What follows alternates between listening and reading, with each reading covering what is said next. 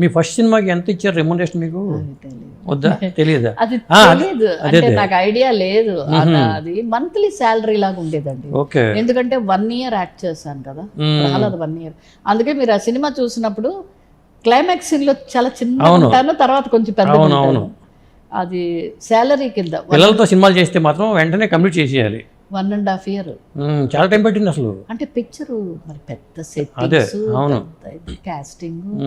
ఎవరండి అప్పుడు రంగారావు గారు, అంజలిదేవి గారు, ఎవరు సూపర్ స్టార్లు వాళ్ళందరూ అప్పుడే. అవును. మరి రమణారెడ్డి గారు, పద్మనాభం గారు, రేలంగి గారు, ఎస్పెషలీ బాలమురళీకృష్ణ గారు, నారదుడు, ఇంతమంది కాస్టింగ్. ఒక డాన్స్ కి ఎల్వి జయలక్ష్మి, ఒక డాన్స్ కి వాణిశ్రీ. అవును, చాలా పెద్ద సినిమా, పెద్ద హిట్ అది సినిమా. సెట్టింగ్ పైగా టైటిల్ రోల్ అంటే మీకు మొదటి సినిమానే టైటిల్ రోల్ రావడం అంటే, ఈస్ట్మన్ కలర్ టైటిల్ రోల్ రావడం అంటే మాటలు కాదు, దైవానుగ్రహం ఉంటే తప్ప అది రాదు. పైగా ఆ పిక్చరు ఫస్ట్ టైం ఢిల్లీలో రాష్ట్రపతి సర్వేపల్లి రాధాకృష్ణ గారికి, నేను స్కూల్కే వెళ్ళలేదండి. 5వ సంవత్సరంలో ఎక్కడ వెళ్ళాను? 1 year ఏవిఎం స్టూడియోకే వచ్చేదాన్ని. ఇంకో ముఖ్య విషయం ఏంటంటే, అంతా ఓకే అయ్యి షూటింగ్ స్టార్టింగ్లో ఏవిఎం చెట్టారు గారు అప్పుడు రమ్మన్నారట నన్ను తీసుకుని. మా అమ్మగారు నాన్నగారు నన్ను తీసుకుని ఆయన రూమ్కి వెళ్ళాం. ఓకే. సపరేట్ రూమ్, పెద్ద ప్రొడ్యూసర్ అయినా ఆ బ్యానర్కి వాల్యూనే ఎక్కువ. రాము సినిమా వీళ్ళు నమస్కారాలు పెడితే, నీ పేరేంటి అని అడిగారు ఆయన. తెలిసి ఆయనకి అడిగారు, రోజా రమణి కాదు, నీ పేరు ప్రహ్లాద, ఈ రోజు నుంచి నిన్ను అందరూ ప్రహ్లాద అని పిలుస్తారు, ఓకేనా అన్నారు.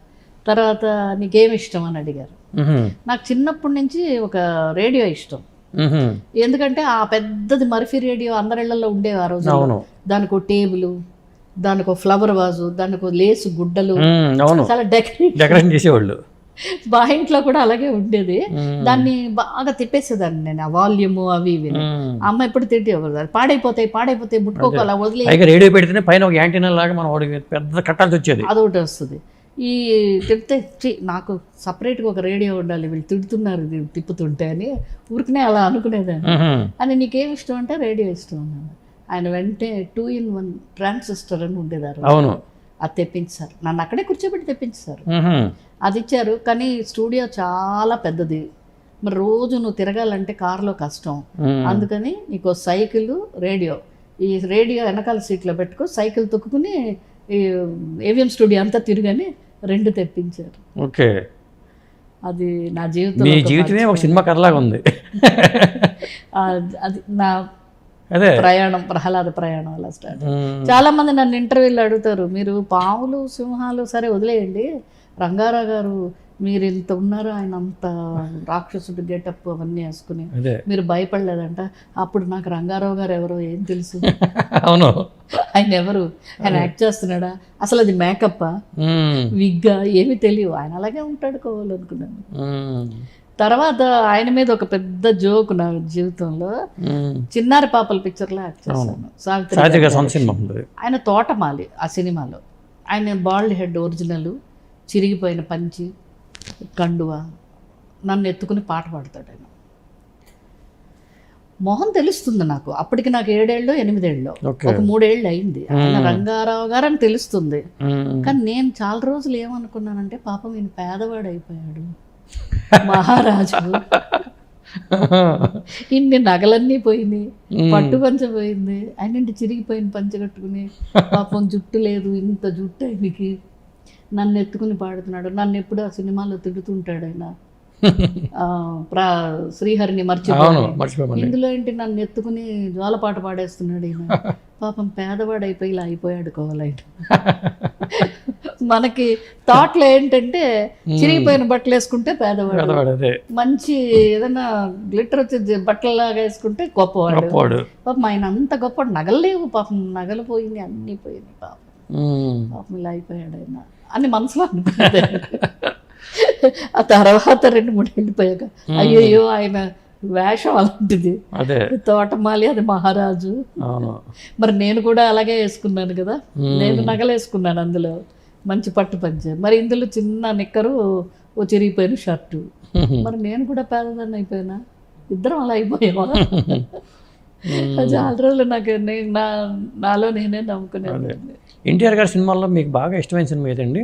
నాకు డ్రైవర్ రాముడు.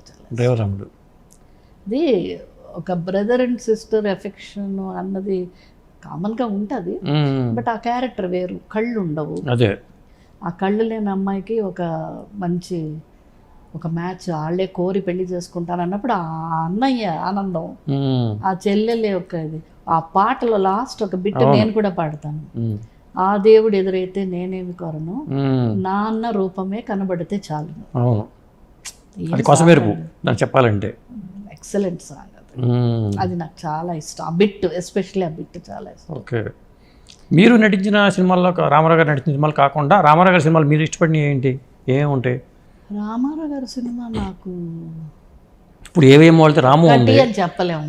ఏవేమో రాము, దేవత, రక్త సంబంధం, అది అన్నా చెల్లెలు అనుబంధం కదా. అనుబంధం అసలు ఆ బాధ అంటే ఆ ఇన్నర్గా వాళ్ళు పడే బాధ అసలు ఇప్పుడు కూడా మనం ఆ సీన్ చూస్తే కళ్ళల్లో నీళ్ళు వచ్చేస్తుంది.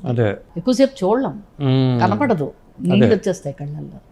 ఒకటి కాదండి, చిట్టి చెల్లెలు, అది బ్రదర్ అండ్ సిస్టర్. ఆయన అలాగే మరి కమర్షియల్ సినిమాలు అలాగే మరి చిక్కడు దొరకడు ఎంజాయ్ చేసేవాళ్ళం అండి. ఆయన కామెడీ కూడా భలే ఉంటుంది. పిచ్చి పుల్లయ్య ఇలాంటి సినిమాలు, మన సూర్యకాంతం గారి పిక్చర్ అంటే గుండమ్మ కథ. అయ్యే ఏం పిక్చర్ అండి. కాస్టింగ్ ఇద్దరు హీరోలు, వాళ్ళిద్దరు సావిత్రి గారు, జమున గారు, మధ్యలో ఈవిడి. చూడండి వాళ్ళందరూ నలుగురు సూపర్ స్టార్స్, మధ్యలో ఈవిడి మీద టైటిల్ రోల్. అంటే వాళ్ళు ఏం ఆలోచించారంటే కథకి ఎలా కరెక్ట్గా అన్నది. కానీ ఆయన డెడికేషను ఇప్పుడు ఆయన చేతుల మీదుగా రెమ్యునరేషన్ అందుకోవడం కూడా గొప్ప విషయమే. ఆ కవరు ఎంత ఇచ్చారు ఏంటి అసలు ఆయన అప్పట్లో కవర్లో పెట్టి ఇవ్వడం, నాన్నగారు ఇచ్చేయడమే. ఎంత వచ్చింది ఎంత ఏమి మనకు ఆ రోజుల్లో అవన్నీ మనకి ఏం కావాలంటే అది అన్ని నాన్నగారు అమ్మ చూసేవారు.